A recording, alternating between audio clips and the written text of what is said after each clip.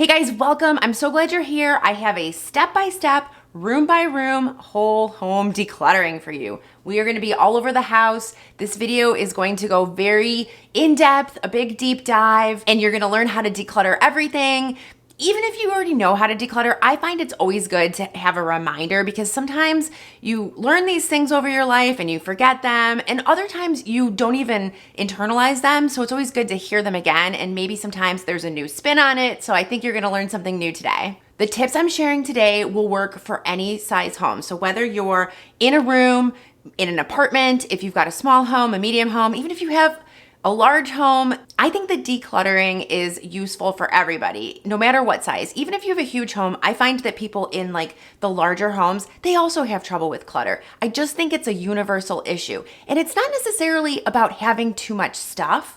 I mean, it is true that as humans, we collect things and we want to own things and we want to buy things. And then maybe over time we decide, okay, well, we've got too much stuff. Now we need to get rid of these things. But as we go through today, I really want you to try to think about this as like, we're not just trying to get rid of stuff. We're really trying to prioritize what's important to us. And we're kind of thinking about our things as like, what is the value of our things? What's the purpose of our items? And most importantly, how can we make our living space functional with those items? Because I think that that is the key. I don't think it's about like, let's get rid of stuff. Let's do this. Let's have only 2 things of that. Don't have duplicates of that. I think it's more about like, you and your personal beliefs and what you want and what you feel like you need in your space to make it functional. Okay, so here is the agenda today. This is going to be room by room, so I'm gonna go step by step. I've got key points and lots of tips and tricks for each room. And I've got everything time-stamped so that you can kind of rewatch different parts that maybe you want to see over again, or maybe there's some rooms that you've got that you struggle with in particular and you want to go right to them, or maybe you don't have certain rooms so you want to skip over certain sections. So I used to live in a really tiny apartment. I live in Washington, D.C., and we had a really tiny apartment. It was me, my husband, and our baby. And we lived in our apartment until our baby was probably like 3 years old. And it was really cozy and nice when it was just the 2 of us, but then my mother-in-law came to stay with us for about a year and things were really cramped. So we decided we needed to move and we needed more space, and we were also planning to have more children. So we ended up buying this house that we're in right now. That was about 12 years ago when we got this house, and we ended up having 2 more kids in this house. And let me tell you, when we moved into this house, it was empty. Like going from a tiny, like, I think it was like less than 900 square foot apartment, going to like a 2,200 square foot house felt crazy. Like we could not fill the rooms. Everything was empty. We didn't even have a couch to sit on, like not enough furniture. Apparently though, I was up to the challenge because I completely filled this house up. I packed it, and I'm talking all 4 floors, the basement, the first floor, the second floor where the bedrooms are, and the attic. Packed it up, lots of furniture, lots of stuff. And I'm not talking about just like stuff for me. Obviously, it's like furniture, the kids' things, my husband's things, my things, clothing. I've also got things from when I was a kid. I've got memorabilia. I've got lots of things that have been passed down to me. Family members have given me things. I even have friends who have given me things. I mean, you name it. And so then this is kind of like where the struggles come in, because then you've got all this stuff. I've got 3 kids working full time out of the house. My husband the same. My mother-in-law was coming and staying with us for like months. You know, every few years she would stay for like a year. She's coming from Bulgaria, so she would come and she would help us with the kids. So it was a lot. And I really struggled to keep this house clean. And I didn't know why. Like I would go to my friends' houses, and one of my friends, she has 3 kids in an even bigger house than I do, and her house is immaculate. And I always just didn't understand why. I was like, she must be cleaning all the time. It didn't really occur to me that the reason why her house was so clean and tidy is because she had way less stuff than I did. And it's so much easier to keep your house clean and tidy when you have less stuff. I remember at one point being so busy with cleaning. And you know, when I'm talking busy, like we've got the kids and they've got activities. We're going to work every day. We each have like an hour commute each day. You know, lots of people in the house. And I told my husband, like, we need to get a cleaning person. Like, I cannot do this. And this is kind of like where our disagreement was. Like, he did not want a cleaning person. I wanted one. So we never ended up agreeing, and I just ended up cleaning. In my spare time, all I was doing was cleaning. Cleaning my kitchen counter, just like as an example, was like a 1-hour event for me. I had so much stuff on that counter, and it would get piled with dust. When you have more stuff, that actually does attract dust and dirt and grime. So between like moving all of my stuff from one place to the other, wiping off the surface, putting it back, it was truly an hour's worth of work. It was a nightmare. I'm not sure when the epiphany came, but one day I just said to myself, and it started in the kitchen, and I said, I cannot take this counter anymore. I cannot spend an hour of my weekend moving things, cleaning things, and putting them back. It's ridiculous. So I went through and I got rid of every single thing on the counter. It looked like it did the day we moved in. I took every single thing and put it somewhere else and got it out of the kitchen. And then I said to myself, what am I going to put back here so that it's a clear, nice looking, neat counter? Because before I had like papers, I had mail, I had small appliances, I had utensils, I had decor, I had like purses. I mean, you name it. I wish I had pictures to show you because you'd probably be shocked if you look at like the before and afters. If I find a photo, I will put it up. Cleaning that counter, as like small as it sounds, was like the jumpstart that I needed in the beginning of getting a hold of the clutter in my home.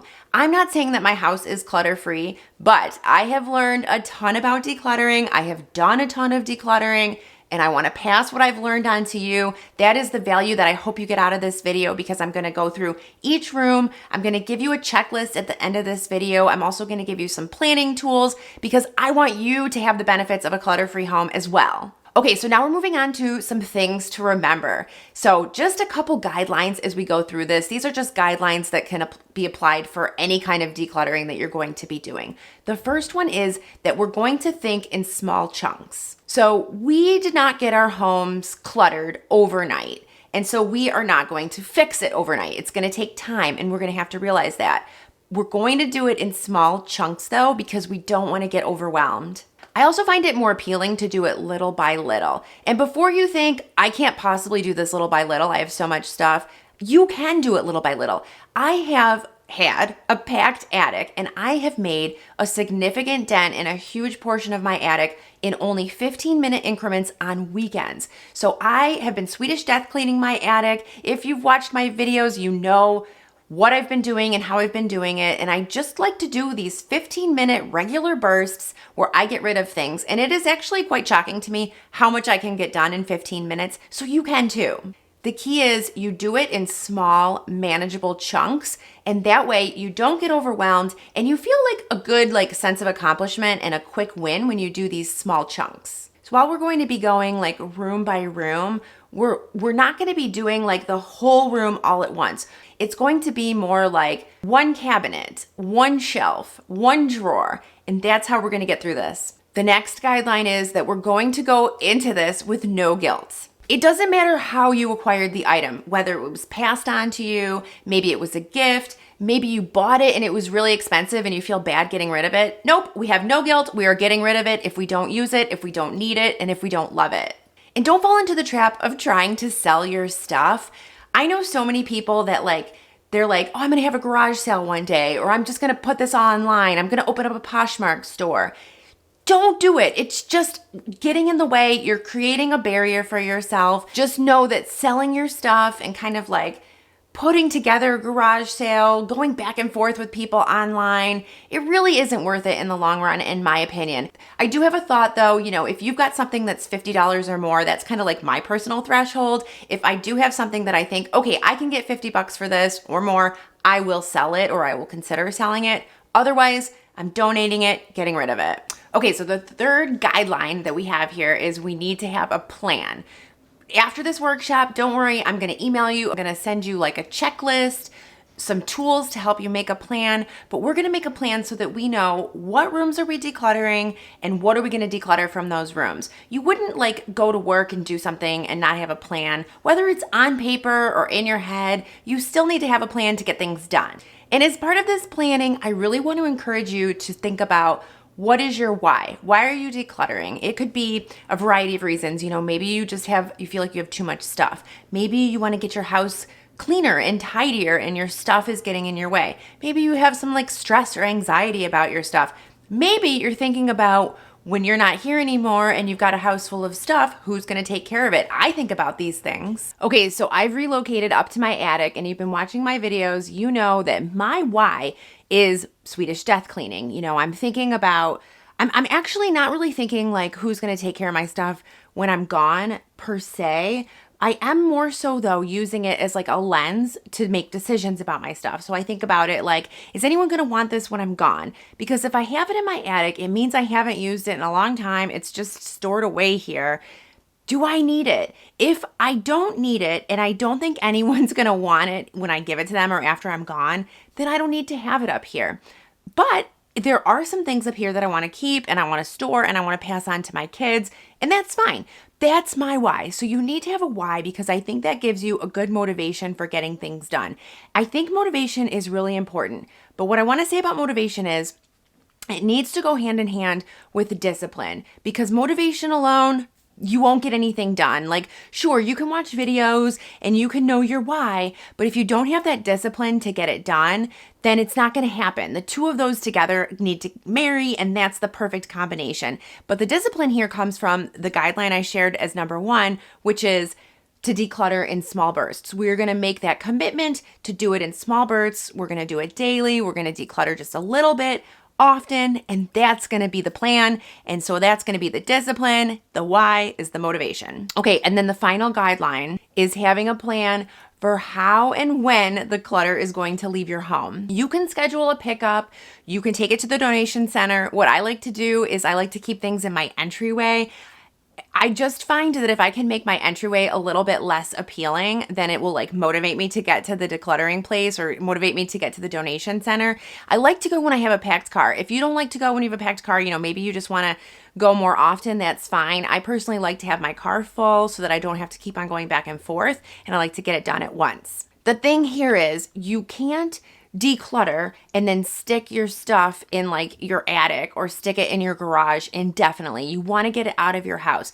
Otherwise, it's not true decluttering. And you may think, I made this mistake. You may think if you stash it away somewhere like your attic or your basement or whatever, that you're not thinking about it and it's not bothering you. I was thinking the same thing until I decluttered and I realized how much my clutter was causing stress and weighing on me. I didn't think it was. I didn't see the clutter on a day-to-day basis. However, it somehow was always in the back of my mind, bothering me that I knew that I had like this big cluttered attic or this big cluttered basement that was just needed attention. And I just kept thinking, one day I got to get to that. One day I got to get to that. I've made a huge dent and I feel so good about it. And I know you will feel good about it when you get started. You want to reap the benefits of an uncluttered home and an uncluttered life. And the way to do that is to just get it out of your house. Okay, so we're going to move on to the next part of the video. Let's jump into the kitchen. The kitchen is one of those rooms that we just spend a ton of time in. I like to kind of think of it as like the heart of the house,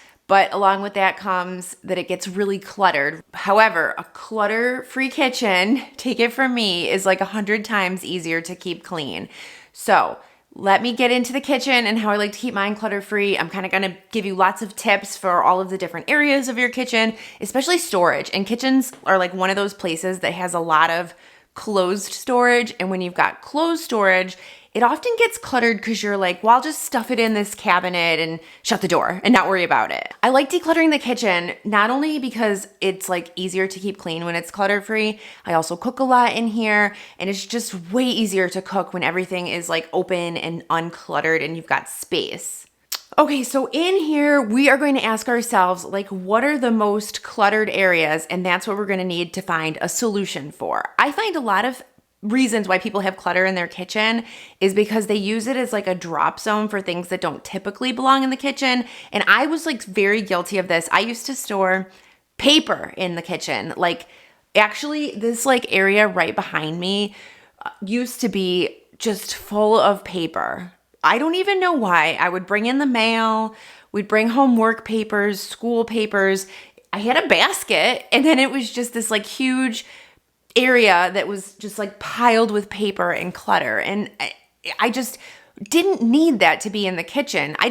Not only did I not need to have the clutter in the first place, it didn't need to be stored in the kitchen. A lot of times too, people will come home and they'll put like backpacks in the kitchen or purses. And again, that is just making clutter and creating a problem in your kitchen for you. So you can kind of think about like, what areas are not being used to their fullest potential? Can I move some things out of the kitchen and make some good functional areas? Just like, don't underestimate the power of moving things out of your kitchen to make a more functional space for yourself. This was like an epiphany I had because I used to have like Thanksgiving, like a roasting pan or like big serving dishes that was like a full set. And I only used them once a year, but I was like, well, these are kitchen items. I need to store them in the kitchen. But you don't have to store them in the kitchen. I finally one day realized that these huge items were taking up valuable real estate in this room, and I moved them down to the basement.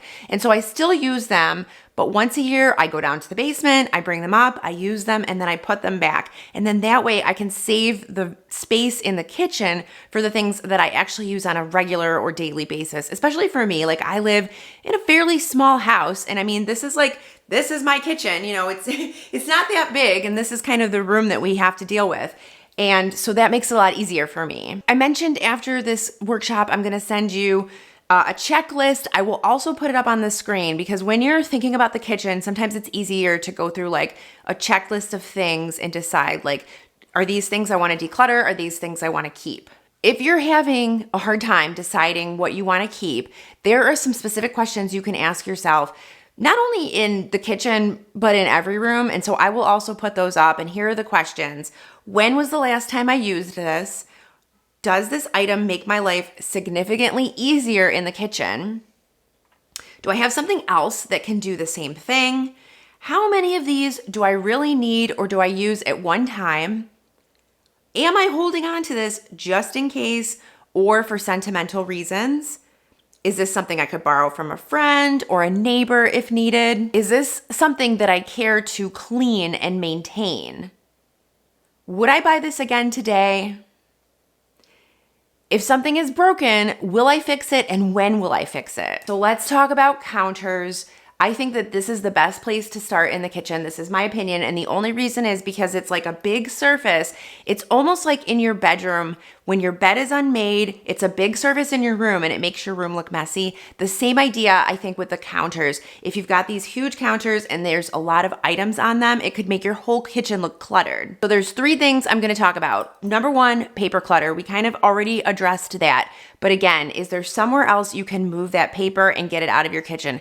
I don't think you actually really ever need paper in your kitchen. I do have paper on the side of my refrigerator. I don't keep things on the front of my refrigerator because again, it's another big surface. And if you've got a lot of papers on the front of your refrigerator, it's visual clutter, but I do keep papers on the side of the refrigerator and that it's like magnetic, they can stick there and you don't actually see it when you're in the kitchen necessarily, but you can walk around to the side and see it. Second thing is decor.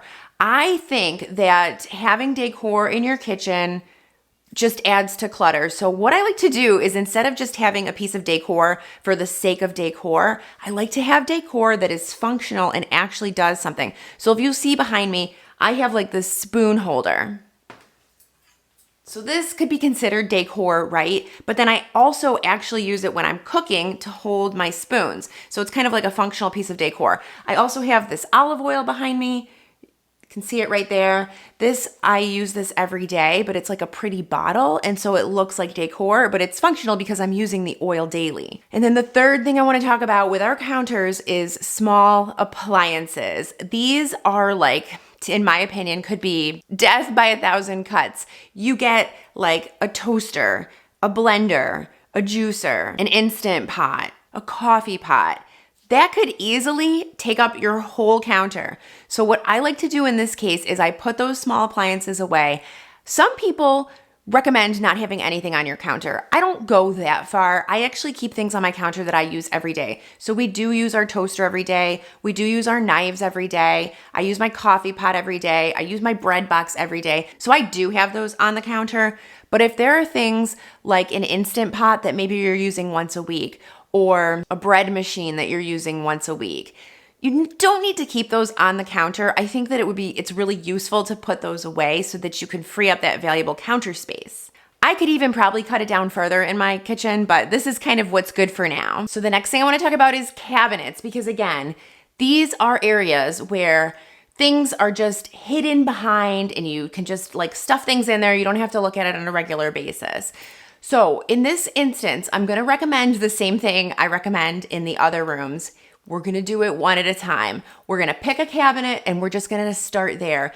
You don't need to do this perfectly. You don't need to feel like you need to empty out every cabinet in your house and just go crazy. Just do one, and you can do one today, then another one tomorrow, then a third one next week. You know, you don't have to be rigid about this. I think that is one of the things that really gets in the way of people decluttering. And I've said this before, but people delay their success because they feel like they need to go all in and do it all at once. And you do not need to do that. You simply need to do one thing at a time.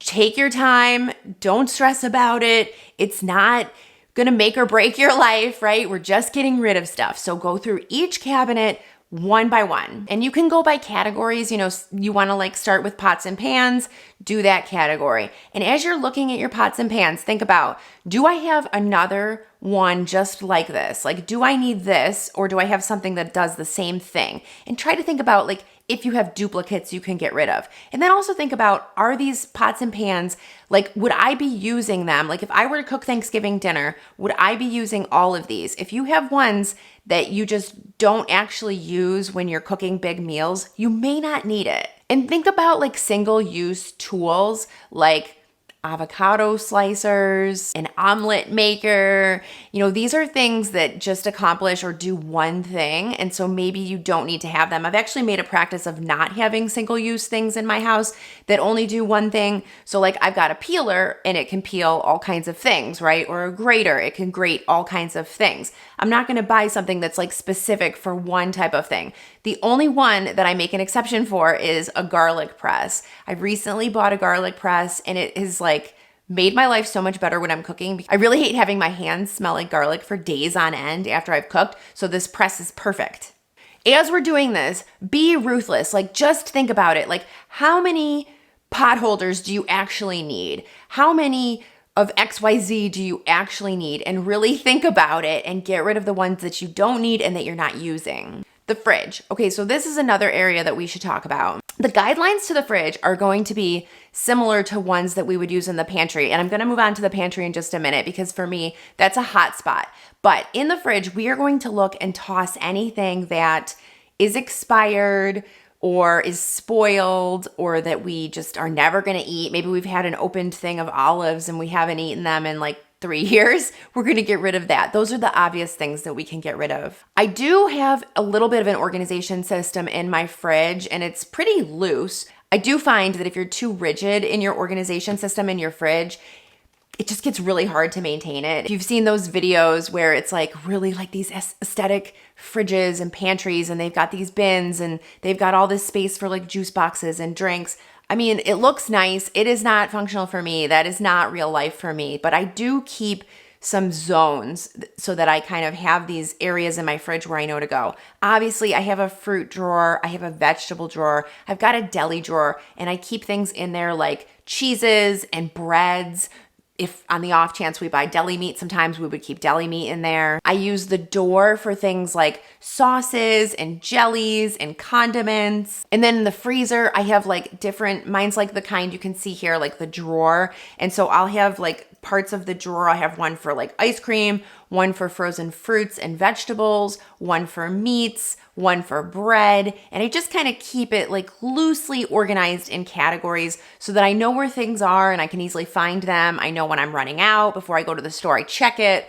But I like to just kind of keep that category idea going. And I definitely like to keep like lots of bread in the freezer. It'll last indefinitely. I mean, really, like all food's gonna last indefinitely in the freezer. So like when we've got a bread loaf kind of going in our bread box at all times, and then the rest of them just live in the freezer till we're ready to eat them. Okay, so let's move over to the pantry. So let's talk about the pantry. This is my pantry. I find that they get really cluttered because we end up going to the grocery store, we buy more things. Sometimes we don't check our pantry before we go. Maybe like we've bought things in bulk. I haven't actually even looked at my pantry. I'm gonna open it. Yeah, okay, so we can see, like, this is just like a piece of it, but we can see how crowded it is and how much clutter is going on in there. And I guarantee I have things in there that I just haven't eaten in a long time and are not even planning to eat. Again, for the pantry, it's the same idea. We're gonna do one shelf at a time. So I'm just gonna like start with this one, and I like to pull everything out, decide what I wanna keep, put it back. We're looking at expiration dates. We're taking a real look to see, like, are we gonna eat this? Like I see this. I bought these for the kids. Thought they would like them. I bought 2, they didn't like them, and now they've just been sitting in my pantry. So this is like an example of something I can declutter. Or like empty containers. Again, why is this here? You know, so just kind of go through one by one, do this one, be done. Do this one, be done. Keep going. I do want to just say a little word about the expiration date, because I know a lot of videos will say to you like, well, if it's expired, just toss it. I don't subscribe to that. I think that the expiration date is like a loose guide on when you should think about eating it. But if I can just share something, my mom had cocoa powder in her pantry and it was 10 years old, and we were cleaning out her pantry and she was like, oh my God, just throw that away. That's disgusting. And I was like, oh no, it's not even opened. It's fine. And can I just tell you, I ended up making like a really delicious chocolate cake. Everybody survived. It was great. The cocoa powder was fine. Really, like certain things, especially like even like canned goods, can last forever. They are fully sealed. There is no air. The reason that things get stale and spoiled is from the air. And so if you've got these things in your pantry, I'm not saying to be unsafe about it. I'm just saying if you see an expiration date, you don't have to immediately be like, well, this has to go now because it's like a week past or a year past, even in some cases. You know, really just think about if you can actually use it and if you should toss it.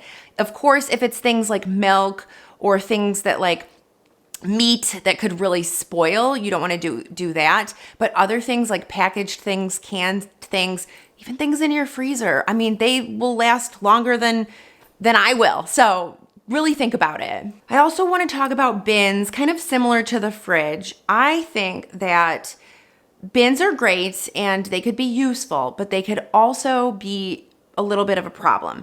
I don't think you need to decant everything in your pantry to have a nice pantry. I think if there are things that you want to decant, you should, but don't go broke. You know, these things are expensive trying to buy all of these containers. I do like to use some containers. Let me show you. So this is where I keep like all of the baking items that I have, and then this is like all of the cooking items. And so some of the things I do like, I really like these Anchor Hocking jars. These are the ones here. I like put my flour in them. I put my sugar in them. I think that these are really useful, and I like to decant that kind of stuff. I also like to decant things like dried goods, like lentils, beans, rice, that kind of a thing. And this works for me. As we're decluttering, we're gonna go through, we're gonna figure out like, what am I using? What am I not using? And really free up that space. I do like to keep it organized in a way like I do like to have baking here and cooking up there. Spices are kind of all together. That way, when I need something, I can think about like, okay, where do I store my baking items? Where should I look for it? I need cinnamon. Then I go in here and I know exactly where the cinnamon is. I'm not digging through like a massive mess of spices or cereal or whatever just to try to find the one thing. Once you've decluttered your kitchen and you have everything you like it the way that you want it, you're going to have to maintain it. Some of the things I like to do to maintain the tidiness is I do like a 5-minute tidy. I will just dedicate 5 minutes of my day to cleaning the counter and clearing the dishes. I don't buy kitchen gadgets unless something that I already own breaks and I need to replace it. I do regular mini decluttering sessions. So before I'm about to go to the grocery store, I will open the pantry and I will declutter a few things. I do this in the fridge as well, because when you come home and you've bought new stuff and you want to put it away, you want to have space to do it.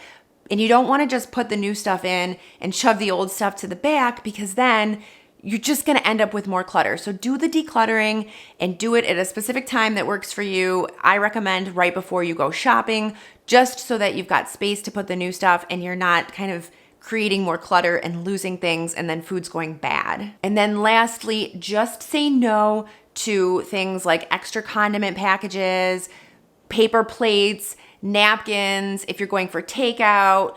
That kind of stuff also adds to the clutter. It adds to waste. A lot of times we get these things and then we store them, and then one day we get sick of looking at them and then we just throw them away. So just make it an effort to not have them come in the house in the first place. Okay, so I'm in here in my living room, and one of the things that I think really clutters up your living room, hands down, is decor.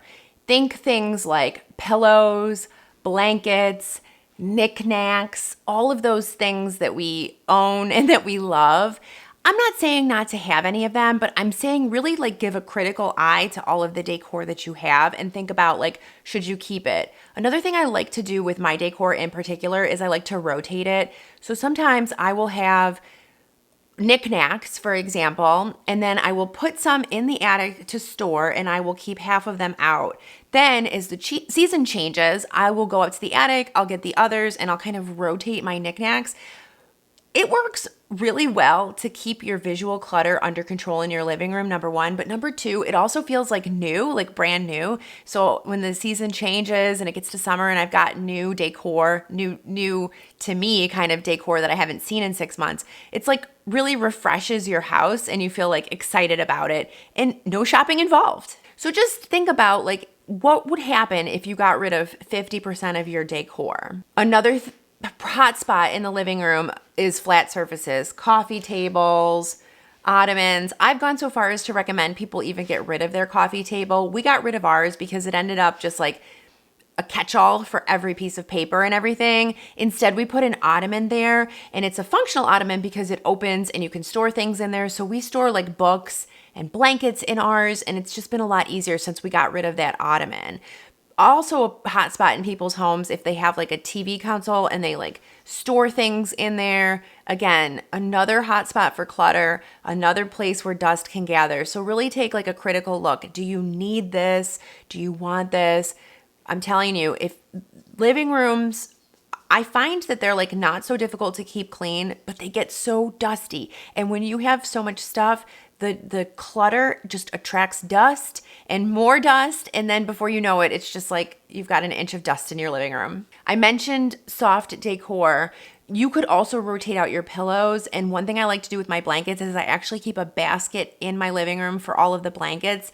And then that way there aren't just like blankets strewn all over the house. There's a basket where we store them in. And you don't even have to fold the blankets to put them in the basket. I mean, we do, but seriously, you don't have to. You could just toss them in there and it still looks nice. So moving on to your closet, a lot of people have closets kind of off of their master bedroom. Mine is off of my bathroom. Closets are by far, most people have too much clothing. So I think if you're looking for a quick win or to have a big impact when you're decluttering, start with clothing. I just find that I can quickly find a lot of clothing that I'm not wearing and that I want to donate, that I'm not using. So I recommend doing this. And I'm going to give you some ideas and tips that I think will make this a lot easier because I think you could easily get overwhelmed decluttering your closet if you just start pulling everything out and going crazy. I don't recommend doing that. So the first thing I'm going to say when decluttering your closet is don't go into it thinking you're going to do it all at once and you're going to pull everything out and then you're just going to pick what you want to put back. This is kind of like Marie Kondo recommends this. The reason she recommends it is because she wants you to have that shock value of seeing all the things you own.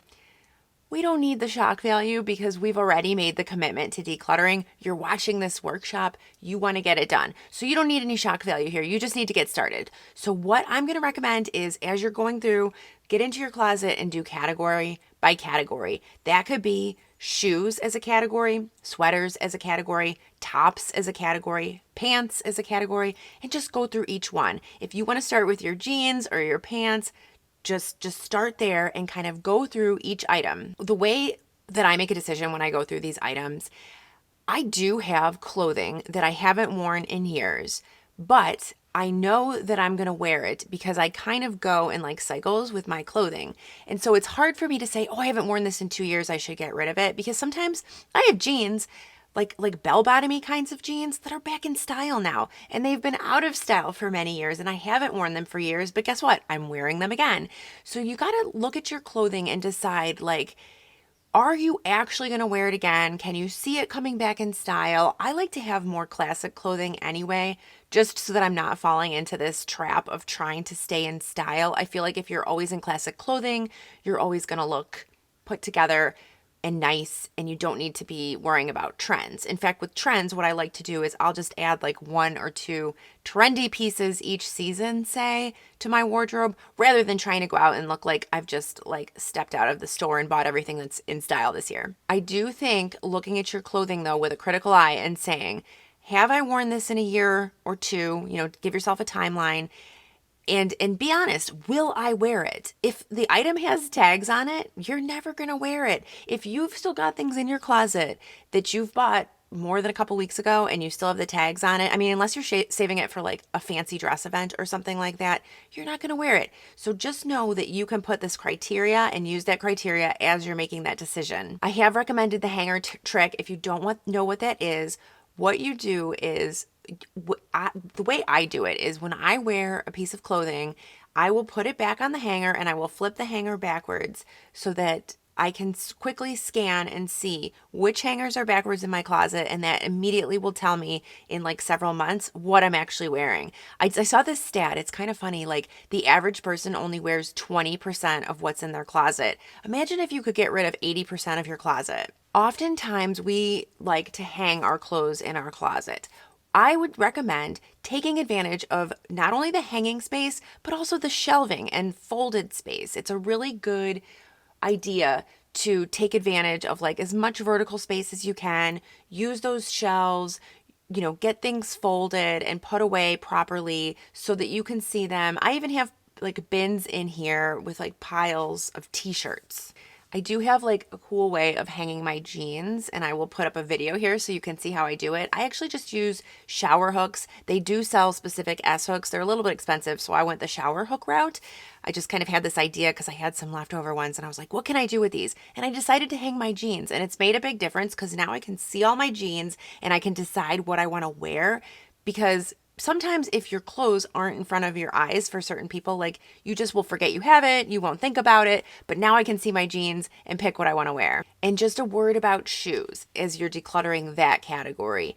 Just get rid of any shoes that you are hanging on to that are really worn or really uncomfortable. Maybe you're hanging on to them and it's like for like a life that you no longer live. I had so many of these. Before the pandemic, I was wearing heels to work and I was going into the office 5 days a week.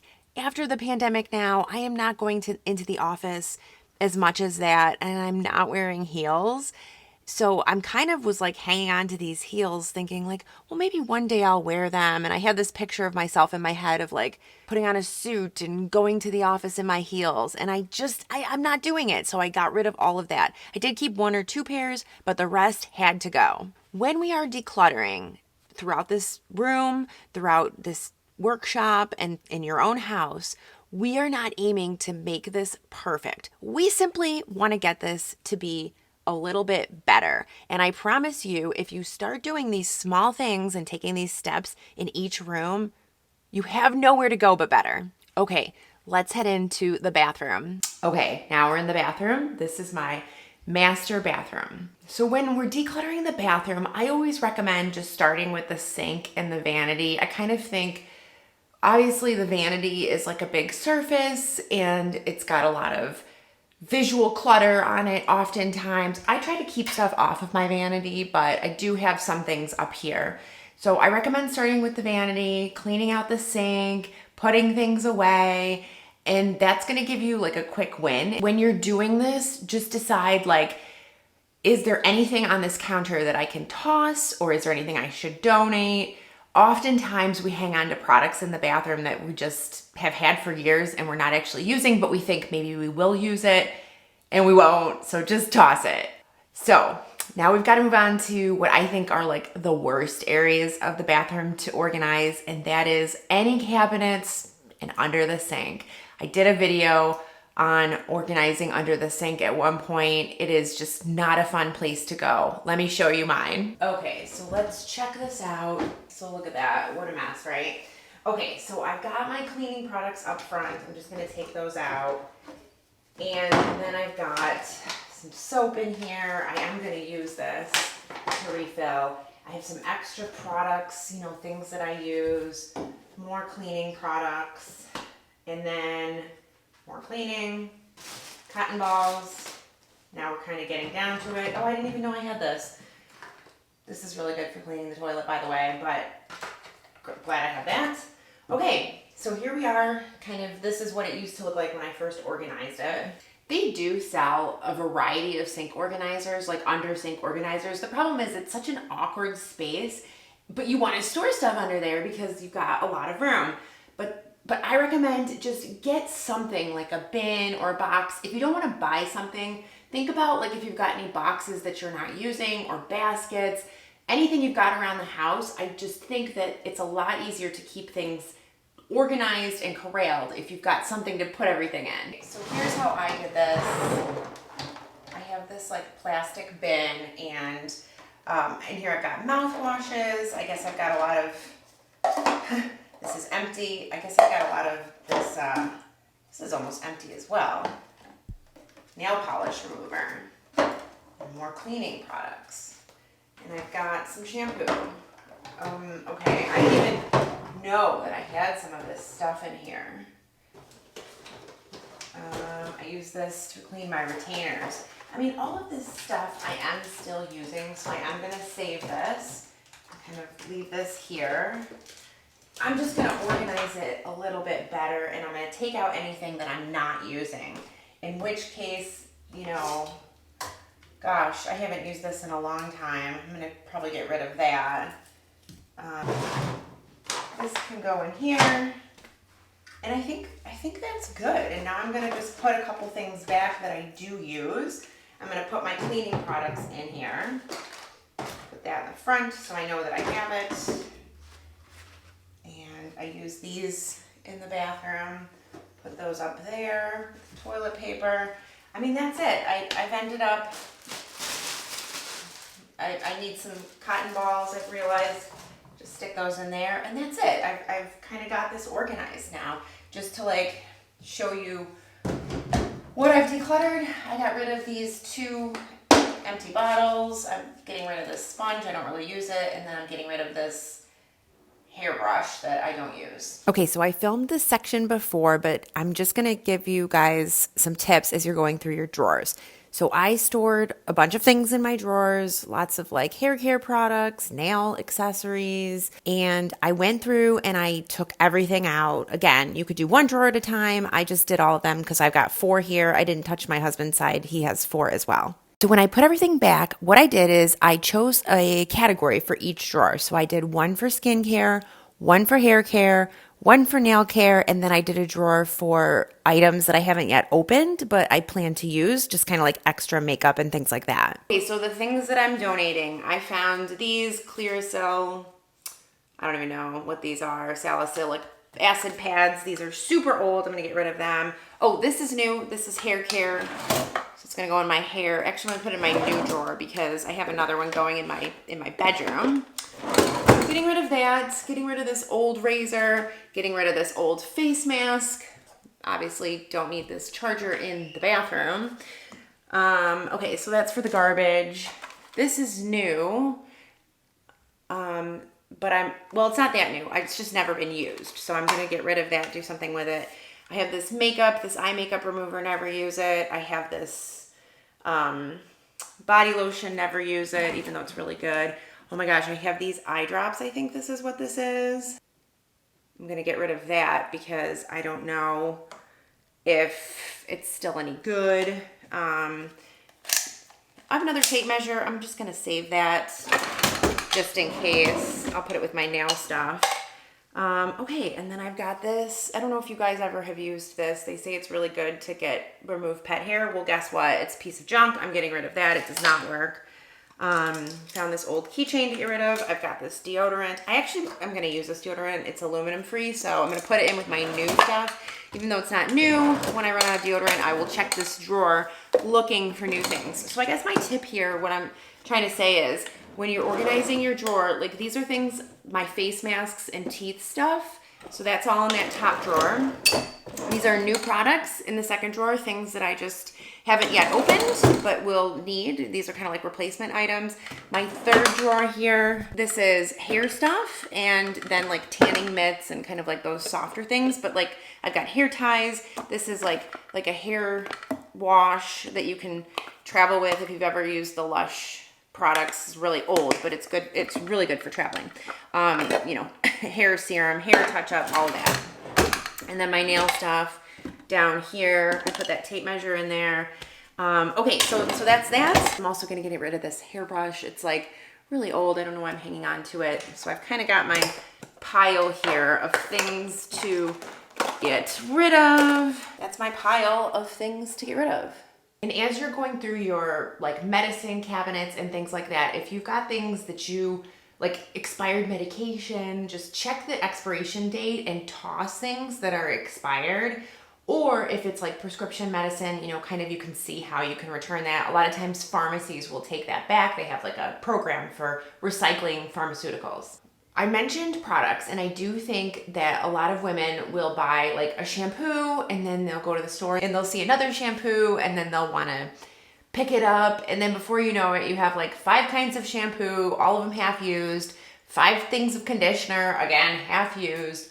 My recommendation is just starting today, tell yourself, I'm going to use up all of my shampoo and conditioner before I buy any more. This is what I did. I even used the shampoo and conditioner that I didn't like. I think I did this one day and I went about 2 years without having to buy new shampoo or conditioner. And then I felt so much freer because then I just had 1 bottle of shampoo and 1 bottle of conditioner going at all times. And I kind of stopped buying those duplicates and extras. It's a little harder now because my daughter's a teenager and she's like experimenting with different shampoos. So now we've got a lot of shampoos around the house. I'm gonna have to have this conversation with her so that she kind of sees like, it's just ending up like products everywhere and creating clutter. Just like to keep it simple when it comes to hair care, skin care, and products, and try to just understand what works best for you and just use that one and keep it on rotation. Okay, moving on to towels, washcloths, and that kind of a thing. What I've always done is I try to change these out every decade. I find that you get about 10 years of use out of towels, like good use, before they start looking dingy and kind of like getting holes and looking really worn. What you can do is if you've got worn towels, actually, it's almost time for me to replace mine. You can donate these, not to like a donation center necessarily, but to like a shelter for animals. They're always looking for sheets and blankets and towels for the animals that come in. I've actually been looking for one in the DC area to donate my stuff to. I cannot find one that will accept them just yet, but I'm gonna keep looking. We're in the bedroom. Let's do some decluttering in here. I think that the bedroom should be a place of calm and peacefulness.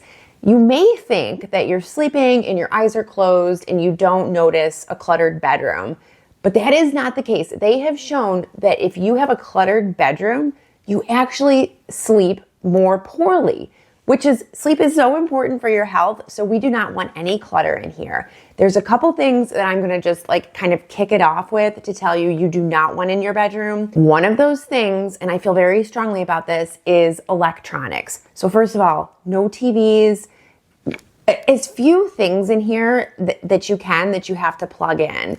The other thing is, do not leave your phones in here. Do not have them charging in here. Do not have computers in here. Just get rid of all of that stuff. You do not want to be exposed to EMF rays while you're trying to sleep.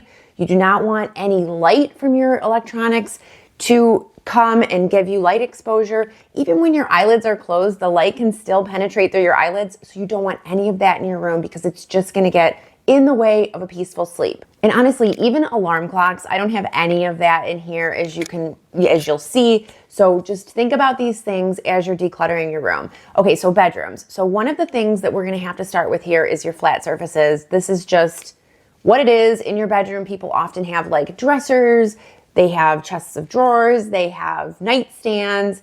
So start with your flat surfaces, clear those off. I like to keep my nightstands as clear as possible. I've got a lamp on them. I do have like actually 2 lamps. I've got a regular lamp and a salt lamp.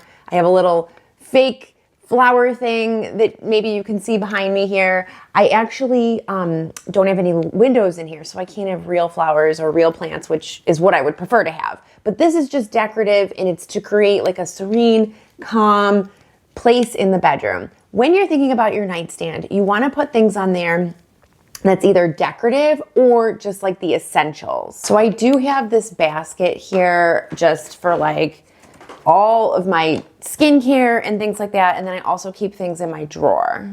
Let me just say a couple of things about the basket that I have my skincare in. It's on top of my dresser, and it has really, using that basket has really improved the state of my bedroom in terms of how it looks.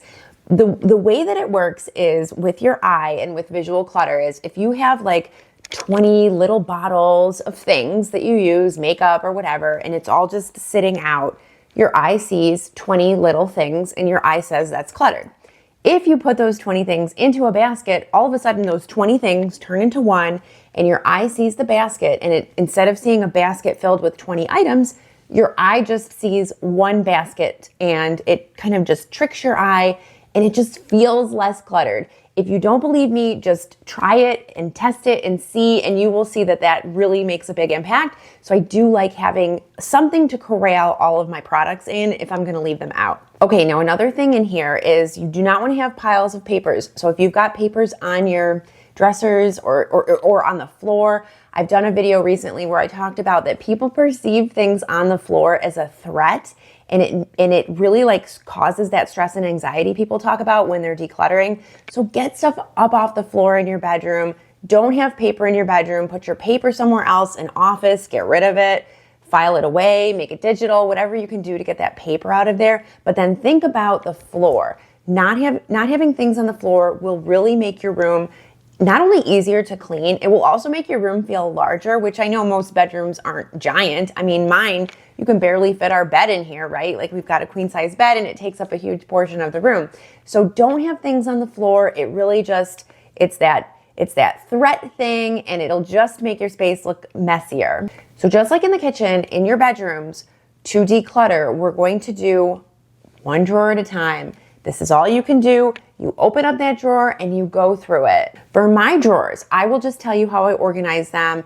I like to have the drawers have specific purposes. So I have one drawer for makeup. I have one drawer for underwear. I have one drawer for socks, one drawer for pajamas. Then in another dresser that we've got, my husband and I kind of share all of these drawers. We each have our own, drawer. I've got one for leggings. I've got one for t-shirts, and I've got one for workout clothing. And that's it. Those are my drawers. Each drawer has a category, and then I can go through each and cull them down. As you go through your drawers, all you need to do is make sure that you can close your drawer. So you can keep everything in your drawer as long as you can close it and it's not a struggle to get it closed.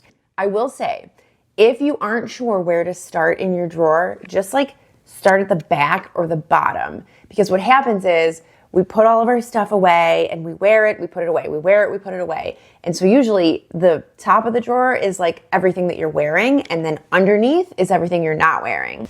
Next, I'm gonna talk about the underbed in your room. I do not like storing things under my bed. I did do a whole video on bedroom decluttering, and I said I was going to strive to have nothing under my bed. I did do that for a little while. Now some stuff has kind of creeped back in, and we don't have a ton of storage, so I do need to store some things. But I would say try to store as little as possible under your bed, because it gets really dusty under there. And it's just like the nature of your bedroom. It gets dusty in here because we spend so much time in this room. But if you've got more things under your bed, that's attracting more dust. And when you pull out everything from underneath, you'll see what I mean. Another thing that people have a lot of in their bedrooms are like throw blankets or pillows. You will notice I don't really have any decorative things on my bed anymore. Sometimes I have a blanket in here. I think it's in the wash right now. I used to have decorative pillows. The thing about the bed is I just donated them. I don't use them anymore. I like to have my bed. I want to be able to make my bed in like 60 seconds or less. That's like important to me because I make it every day. I feel like it's a good routine to have. Right when I wake up, we make our bed. It makes the whole room look nicer because obviously the bed takes up so much space in here. But I just like to do it. I just think it's like a part of my morning routine that I do. If your bed takes longer than 60 seconds to make, think about what you have on your bed that you could get rid of that could just reduce that time, and then you'll be more prone to making your bed and it will look nice and neat. Okay guys, well that is the end of the workshop. Now you have all of the tools you need to declutter your whole home, room by room, step by step. If you found this workshop helpful, let your family know, let your friends know. I really appreciate and love your support. We are in this together. Together we are going to declutter our homes and create a home and a life that we love. Thank you so much for attending today, and I will see you guys in my next video or my next workshop. Bye-bye.